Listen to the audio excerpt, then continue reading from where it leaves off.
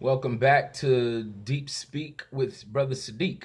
Um, Peace and prosperity to you all. So, this is episode two, and we are doing an introduction to Brother Sadiq, which is me. So, today I think I want to talk a little bit about my mom and growing up in Detroit.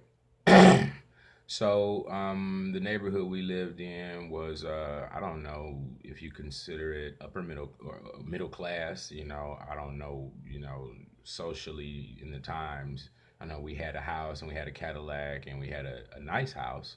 And my stepfather was raising Huskies, so I think we was doing okay.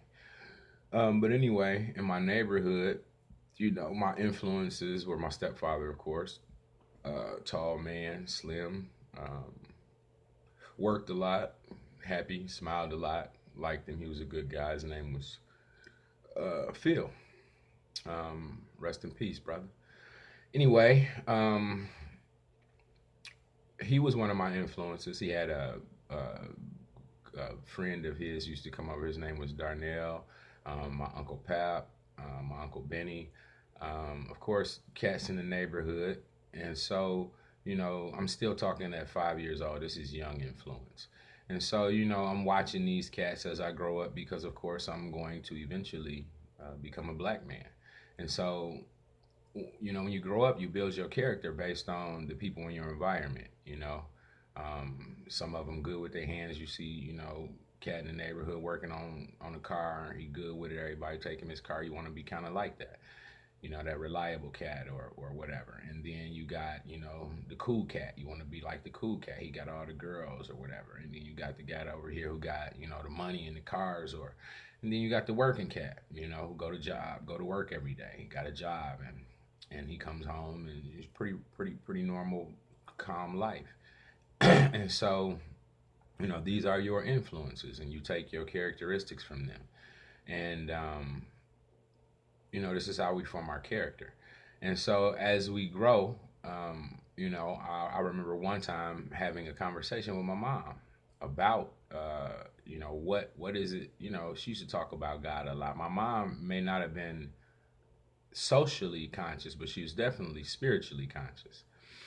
And so she would speak about God, and I would I, one time and an occasion, I asked her, you know, something. I maybe said something about, oh, that's what men supposed to do. Women ain't supposed to do that, or something like that. And I think she said, may have corrected me. And I said, being a little smart ass, I guess you could say, I asked her, well, what does God say men are supposed to do? And so she pulls out the Bible and shows me different traits that a father has and that a brother has and the characters of a man. And she was showing me these qualities and characteristics from the Bible. And so I kind of took my standards from that because this is mom. This is how I trust. This is who I trust. And if these are the standards that she say are good, that's what I live by. And so, you still exploring life and you see cats, you see dudes and you want to be in some ways like them and in other ways you don't. And so you take on these characteristics and you take on these traits and you grow. And, maybe 14 years old, I'm out in the streets, I'm, different neighborhood or whatever, but I'm exploring my environment. My home life is one thing that's nurturing and beautiful and full of love. But the streets is exciting because you see a lot of things in the streets that you ain't supposed to see. So when you're a kid, that's like, oh wow, this is the coolest. So I had that experience, and you know, see a little bit of everything. Sneak thieves, pickpockets, car thieves, drug dealers of all sorts. And drug dealers definitely have different characteristics. It's an odd thing if you don't know that. But anyway, um, just saying, like a guy who might sell weed will probably not be the same guy who would sell you heroin. So just noting that's just a little tidbit in there. But the point being, you know, you look around, you 14, you gaining these different characteristics. You want to be cool, you want to be that. And so what I saw a lot of was, um, all of these cats was getting money. Everybody, the cats working a job, the cats hustling in the streets. Every form of hustle. And I'm just to be honest, when you're young, the hustlers' lives seem way more exciting than your stepfather who go to work every day at 6 in the morning and come home at 6:30 and get off and eat dinner and watch TV. And that's what he do every day. Every once in a while y'all do a thing or two different. But for the most part, that's what you see of the working man, right? But the cat in the street, he got girlfriends, he got cars and money and, things. And so it's exciting.